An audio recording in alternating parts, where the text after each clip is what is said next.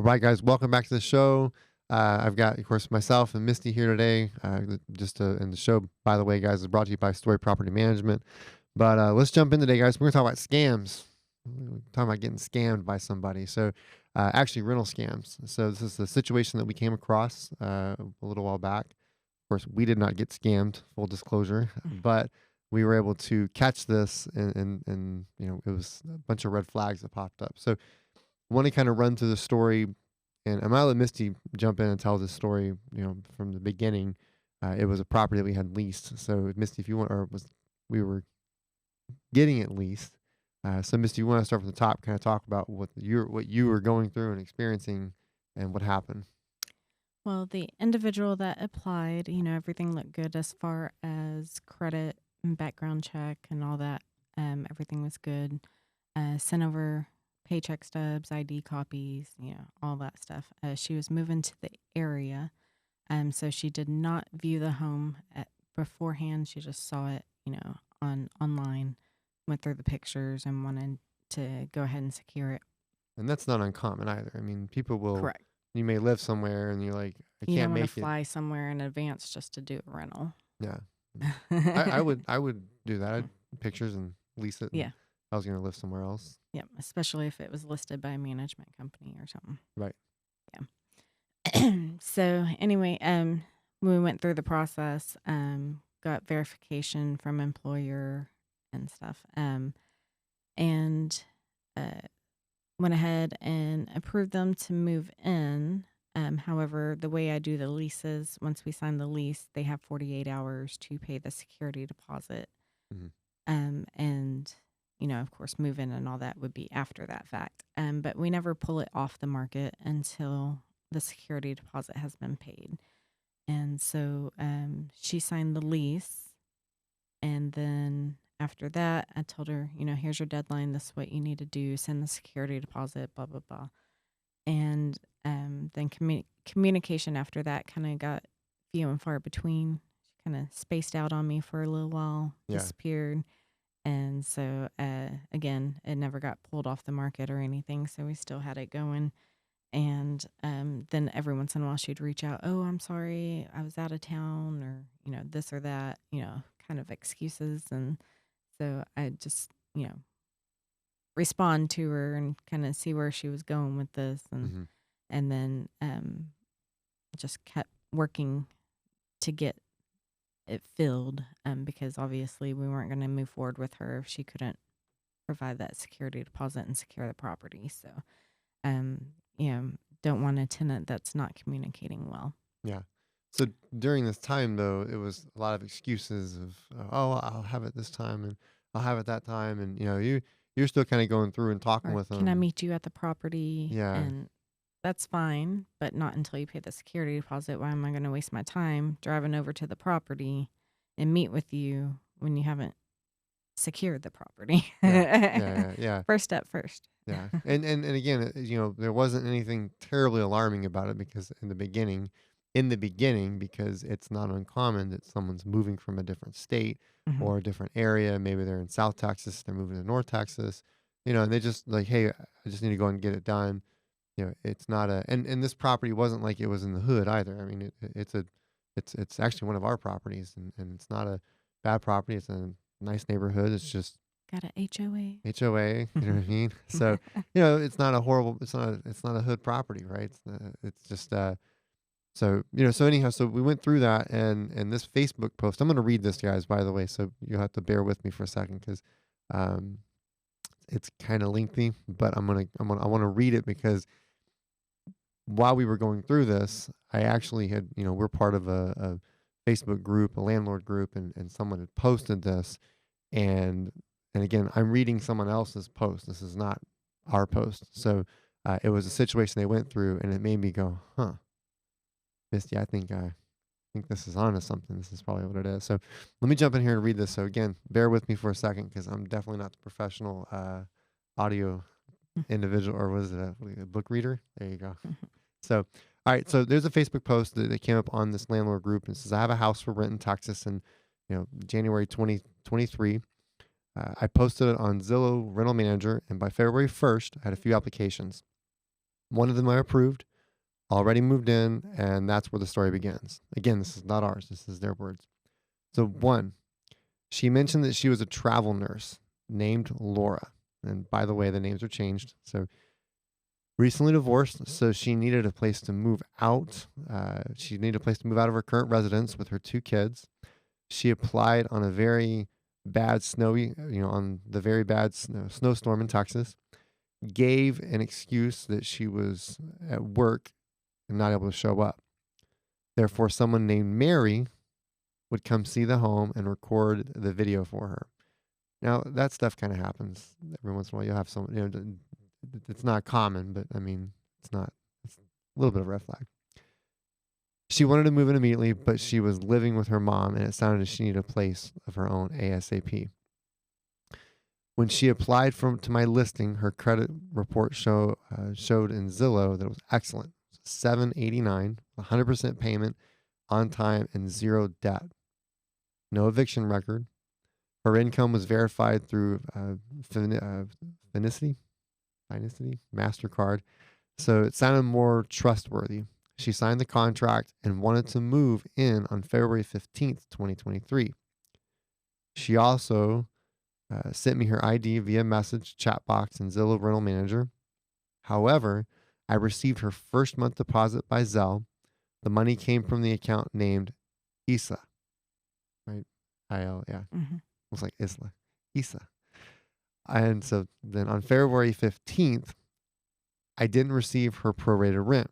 I texted her at her phone number, and she got a reply. And I got a reply that said she was in Houston, just got off from work. She would go to the bank as soon as they were open. It made me suspicious because obviously she didn't remember that she Zelled me last night, and she was late for her very first payment with me. That morning, February 16th, she Zelled from an account named Isa. Again, she is not able to pick up the keys in person because she was in Houston, but the same person, Mary, picked up the keys. So, all right, it's getting a little thicker there. After that day, I texted her that I had the garage opener to give her and asked how she wanted to get it. She asked me to put it in the mailbox instead. I also requested to come back to the house one more time and take pictures of the gas odometer outside of the home for my gas bill contest. She said it was okay to do so. I came on Saturday, February 17th, about noon, and one more time I saw Mary, but not her. I handed the garage over to Mary. Where's Isa? I requested her to send back the checklist for the home. I didn't get a reply from her as usual. I didn't receive the rent of March, which was due by, March 3rd. I sent a reminder on March 3rd. There was no reply. On March 4th, second time she was late for her rent, she called me. Oh no, the second time she was late. Sometimes these Facebook posts get random. You know what I mean? On March 4th, second time she was late for her rent with me. I called her 4 times today and all went to voicemail. I decided to go to the house, knock on the door, and there was a lady voice in the house with loud music. So I had to knock and ring the doorbell. After a very long wait, finally someone opened the door. It was a complete stranger, not Laura. I introduced myself as the landlord and said I was looking for Laura because I could not get a hold of her. The lady seemed unprepared for my sudden appearance. Then someone remembered something. She said she was Laura's aunt, staying there to take care of her kids. Laura was out to have her car fixed, and she was too busy to look at her phone. I asked her, how can I contact her? She replied that you could call through the phone number, and she gave me her number. I thanked her, and I left. All right, so Laura did not answer the door. One thing made me more suspicious of Laura. I know that from the ID card, uh, I know from the ID card she was brown, brown colored skin girl. The lady who said she was her aunt was a white girl. I don't know the race. I don't know their race, but my gist says that they're not related. I drove I drove around and got back to the. They make it rough, man. Like yeah, it's funny when you read it aloud. So I drove around, got back to the neighbor, to the opposite side, to the neighbor, the opposite side of my house to talk to him. An old lady who lives there told me in Vietnamese that the people who live at my house were white people. So the next door neighbor said, "Hey, it's white people living there." She didn't see any black American, any black people living there. And then, of course, I went home and I did a little phone lookup, reverse phone lookup. I found out the person named Issa also has other aliases, and her Facebook account, Issa, has 5,200 followers. Clicked on it. My home listing was on her Facebook account. She posted rent was $2,300 and the deposit was $4,400, $4,450, $4,400. She had keys on hand. She promotes her service as bad credit repair, rental assistance, eviction help, and posted the number that she gave me to call or text for her service. It's not part of the Facebook post, but damn. That's fucked up. All the numbers she gave me as a reference, either landline number or, they no longer exist. I also found True Laura's Facebook. However, I took a glimpse at her Facebook and I didn't think she was a nurse either. The people search revealed she may work for the communication company. She does take a picture with her two sons. Both Issa and Laura are black people. On March 6th, Monday. So it says she smelled something, so she sent me a message. She smelled something? It says she smelled something, so she sent me her rent and a message. Damn, Siri was fucking him up.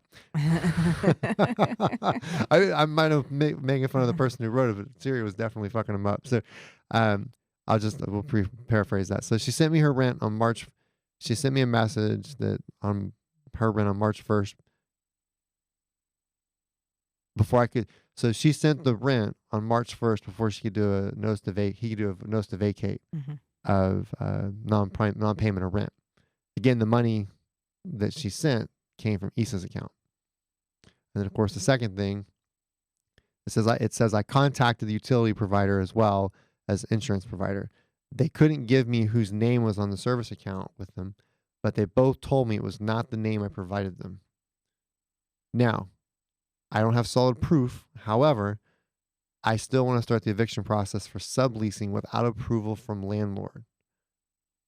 I give the notice to vacate.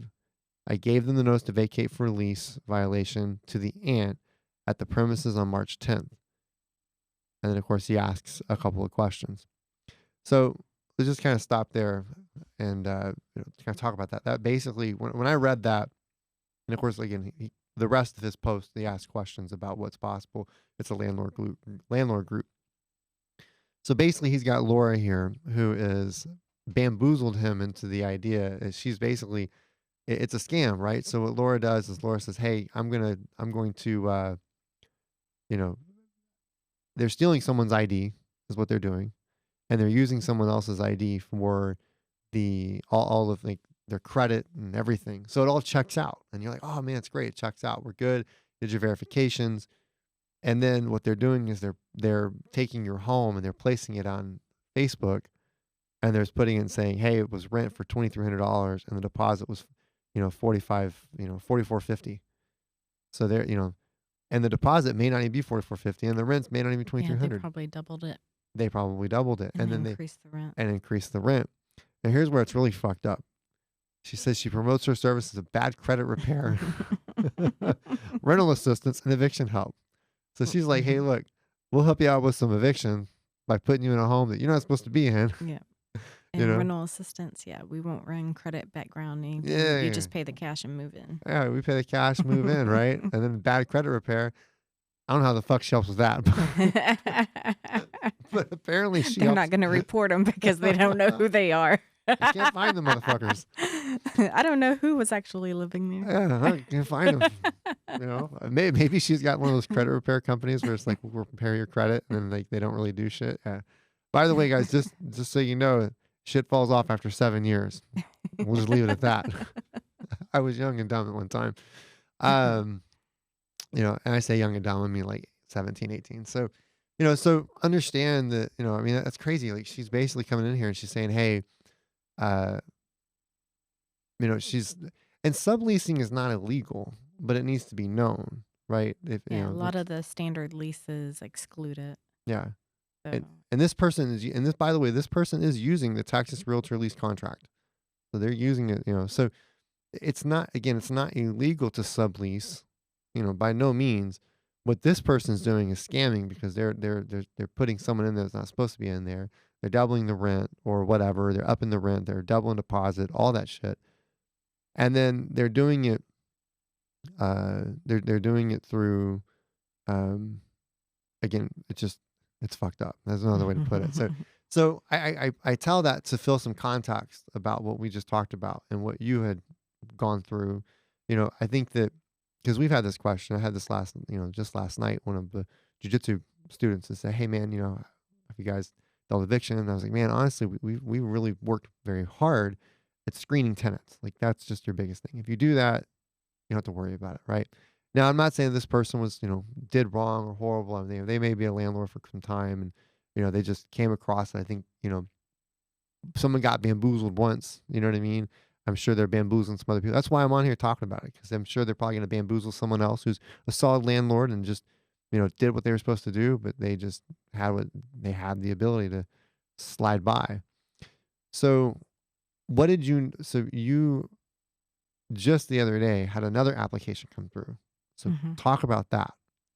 Yeah, so I have another property up that's available right now for lease, and had somebody apply, and I noticed that the employer that they work at and where they currently rent, that company, are the same companies that I had 6 months ago on that one that signed the lease and then stopped responding. So what are those companies? I think it's good to name them, because if there's landlords that hear this, I can't think of it on the top of my man. head. So the company is the Pisa Group. Now, Pisa Yes, Group Pisa the Pisa Group is a real company. It's a telemarketing company. Mm-hmm. But I one thing that I noticed is, didn't they say they make like $8,600 a month On this one? Yes.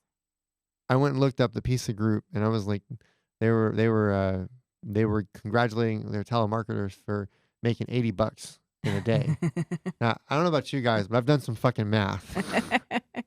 And if you just make $100 a day, which they're like $100 a day, and let's say you're working 30 days, that's $3,000. Am I about right? Am I somewhere in there? I'm not too far off, right? But they probably don't work weekends, so I'm gonna take a guess that you could probably take off about what, 2, 4, 6, $800. So they're probably not making $8,000, at the Pisa Group. Now there may be somebody who is, but it may not necessarily be both of these individuals. So Pisa Group was the first, was the employer, and Top Star Leasing was the other one. By the way, honey, we need to go ahead and just get Top Star Leasing and as a company name, the .com. Just it sounds so fake. We just go make it real. But Top Star Leasing was the other one, so that was their landlord, and so those were your two. So go ahead. So what did you started investigating? Yeah. So I had, I keep all that information. And so once I saw the application, I was starting to review it, and I was like, this stuff sounds familiar. And so I went back 6 months ago, found the other app and all that information, and I compared them. It was different individual as far as the leasing company to contact, but it was at the same company. Mm-hmm. And the Pisa Group still had the same person to contact. So It's funny is I'm on my computer right here as her and I are sitting here talking. I was just Google Top Star Leasing. So Yeah, I've done that. what'd you come up with? There's no actual website for them. Yeah, there's not. Mm-mm. So somebody actually they put topstarleasing.com. Is that what they did? For Like their website email or their email? email. Their email, yes. Yeah. So somebody went and got the email and then messed around and created see. They didn't go far enough. They needed to make the website. Come on, those things aren't that expensive. You just do a few things and now you got a website. WordPress is phenomenal, by the way, people. So you realize, months and months back on this first one, we were like, you know, you and I are both like, why don't they just pay the fucking money? Like, you done a lease, let's move it forward, which was good that they didn't. But Mhm. then as we were going through it, after we'd already kind of basically after we moved on, because we moved on from 'em, we didn't press it. We're like, they're not paying on the next person. Yep. We got a great tenant that's in there now, which came from Zillow, guys. I know some people are like, Zillow's not, I don't think Zillow's super horrible, but I think if you're not familiar with this stuff, guys, and you self-manage, there's nothing wrong with self-managing. If you want to self-manage, nothing wrong with it. But being aware of things like this that go on is important. And if you're not seeing it day to day, they're going to nab you. Someone's going to get. We almost got. We could have gotten nabbed had we not known. And I'm sure this landlord had that I read the post from probably got nabbed because we didn't get nabbed. So like, well, we'll go ahead and just they're moving down the road. You know what I mean? Yeah, don't hand over the keys to somebody who isn't on the lease. Right. Yeah. Yeah. You got to hand the Yeah. keys to the person who's on the lease. And so um, we did everything on our end correctly, but it was just those are the safeguards to make sure. You know what I mean? So, and again, I'm not making fun of that individual. They're self managing. They're going to do their thing. Not everybody who's self managed follows the law. And I'm not making fun of. It's just kind of what it is. They just don't know that there's certain things you've got to have. Um, but that's also why some people don't want to self manage. They're just like, we'll hire a property management company and stuff. But ultimately, there's someone out there scamming. So if you guys are coming across that and you see someone who's Top Star Leasing, you see the Pisa Group, and if you're seeing those things, just be aware. And there are people who are stealing identity and they're turning around and they're subleasing your place, and that can be really hard. That can really put you behind. And it doesn't have to be that they're actually stealing people's identity. They could just be subleasing. I've seen people that, Yeah. get the place on their own and then they turn around and sublease it to do Airbnb or, Mhm. something else. And so that's just something that's going around as well. Yeah. Well, so it's real arbitrage Hmm. is what it is. And when you do it, you just want to make sure that if you do that, like there's companies that do Airbnb and they actually say, "Hey, this is what it Yep. is." This is why I want this property. Yeah. They're upfront about it, which Yep. is totally fine. I mean, we've talked about that, and some people prefer to go that route and they'll say, "Fine, I'll rent it to you and you can sublease it all day long." And there's nothing illegal about that. But when you go in this route, that can really cause an issue to evict somebody. You know what I mean? They're Hmm. they're not on the lease. Like it becomes an eviction issue at some point. You're like, now this person's stuck. So Misty actually, when we came across this other one, I said, "Hey, Misty, post that, post your situation or just post your story in the landlord group that we're in." And that exact individual had said, "Hey, that sounds a lot like what I just went through." And of course, we pushed that application off the side. All those red flags. But they even commented, this is what it, this is very similar. So I wanted to make you guys aware of that. I think there's some value to that. If you're leasing, if you're doing your own landlording, then make sure you're aware of those things because that can really put a damper in your ability that can hold things up down the road. You have to go through an eviction and all this other stuff, and you know you- you're it's gonna suck. That's gonna suck. So, but scams, guys, be aware of them. 100% they're out there. Or you know, if you feel like they're trying to sublease, I guess ask up front and say, "Hey, this is what you're trying to do." Again, it's not illegal. But all right, guys, keep yourself safe. Don't let Laura and Issa come take your property and tie it up. with the aunt or whoever. So, all right, guys, thanks for tuning in. Catch you guys in the next time.